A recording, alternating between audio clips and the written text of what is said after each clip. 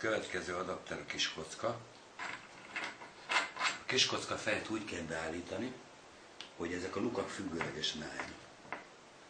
Tehát érére álljanak a lukak. Fogom itt is először, a fogaskereket úgy rakom fel, hogy megérjen össze, föltöltöm a gépet tésztával. Ahogy kijött a tészta, leveszem róla, finoman beállítom hozzá a kést, nem kell túl durván neki húzni, érzéssel. Legjobb beállítás az, amikor egy papírlap még közé fér, az a legjobb beállítás. Itt is, hogyha, ahogy mutattam, hosszan jön a tészta, ez a széles metér, túrós mákos tésztából van. Fölrakom ezt a kis kézivágó kart, ami a hosszúra akarom, levágom. Tehát lisztesen rakom bele a tésztát, és kigyúrva jön ki. Nem tekerek itt fél kiló tésztát fölösleges, mert amúgy meg rengeteget el tudnánk használni vele. Úgyhogy mikor valaki főz, ráér közben és menet közben tésztát készíteni, 3-4 főnök pillanatokat megvan a tésztája. Tehát a liszttől ne félnek, meg a gép gyúrja. Na most, hogyha beállítom, hogy összejön a fogaskerék, akkor az egyik hajtsa a másikat, és akkor elkezdjük darabolni.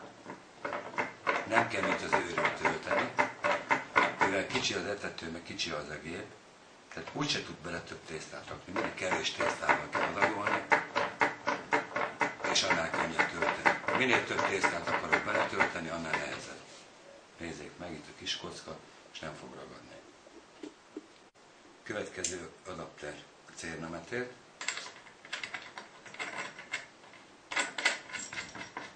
Ez egy nagyon vékony cérnametért, mondtam, hogy van majd két fajta. Ki melyiket szereti. Van, aki a vékonyabbat szereti, van, aki a vastagabbat szereti.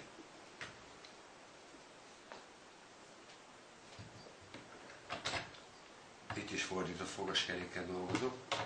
Mondjuk ennél már előre fölrakhatom a kést, mert ezek a fémfejek nem lógnak ki a gépből, tehát itt a kés nem tud fölakadni. Itt egyből rá is tudom állítani, kézivágó kart, fölrakom, tehát ez azért van, hogy ne így kelljen vágni, hanem sokkal könnyebb, hogyha amilyen hosszúra akarom levágom, de nézzék meg, ahogy levágtam, már vissza is húzom, jött a következő, megint levágom, megint visszahúzom.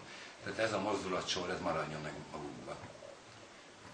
Mert volt rá már példa, hogy valaki csak levágta, és utána teker, a végül meg visszafelé gyűri a tésztát. Tehát feltöltöm a gépet, nézzék meg, milyen szépen jön ki a cérnametér.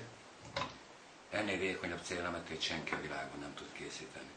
És nem fogom meg a tésztát, lassan mutatom, kiengedem, kicsit hosszabbra kell a kelletini, hogy alá tudjak nyúlni, nézzék meg.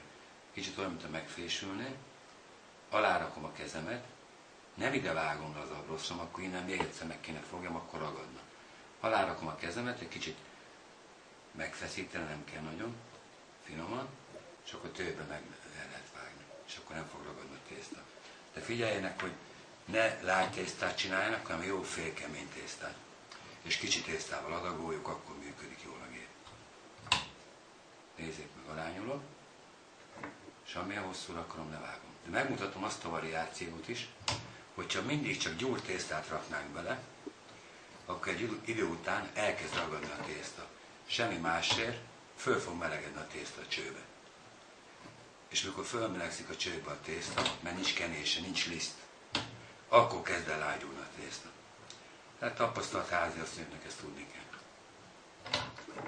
Most nem tudom odaadni maguknak ezt a tésztát, de ez meleg, és a meleg tészta így meg tud lágyulni. Tehát így szinte össze lehet nyomni, és akkor kezd el ragadni.